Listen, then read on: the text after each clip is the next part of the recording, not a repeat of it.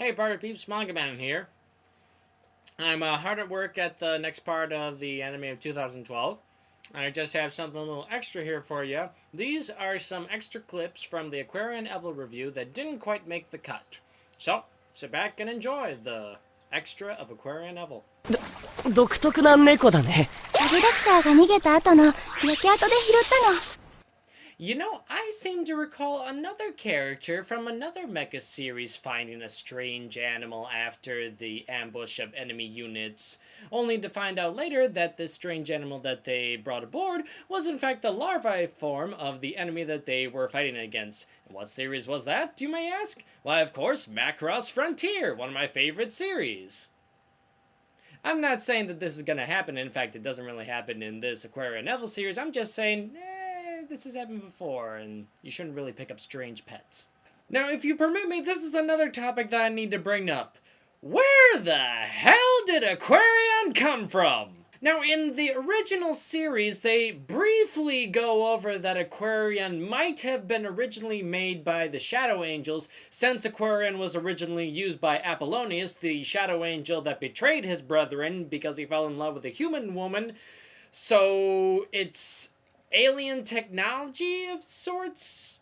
After that big battle from 12,000 years ago, the machines, or the parts of Aquarion, or the vectors, were rediscovered and were then employed when the Shadow Angels came back to invade Earth. And you know, as they say, you fight fire with fire because normal weapons wasn't doing anything against the Shadow Angels.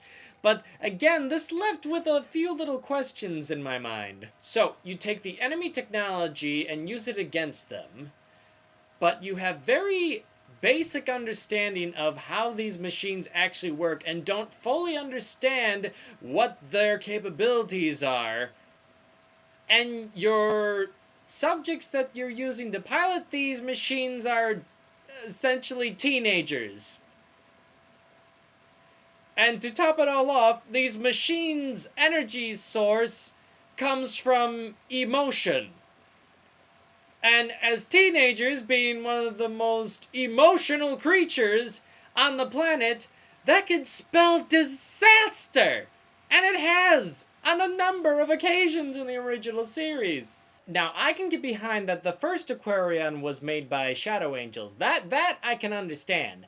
What I don't understand is that where does this new Aquarion come from for Aquarion Evol? The Shadow Angels have mostly died out, and the new enemy units are more human in appearance. So, was this Aquarion, like, made by the humans on Earth based on the old designs from, let me remind you, 12,000 years ago?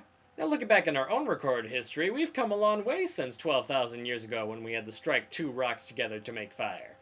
Now, one could also say the same for Aquarion Evol, in that, okay, it's been 12,000 years. They might have enhanced the design of the Aquarion mecha, got to learn all the ins and outs of it, but in reality, they really haven't. It seems that they're just as clueless about all the things about Aquarion than they were 12,000 years in the past. The saying that history is doomed to repeat itself is very much at play here.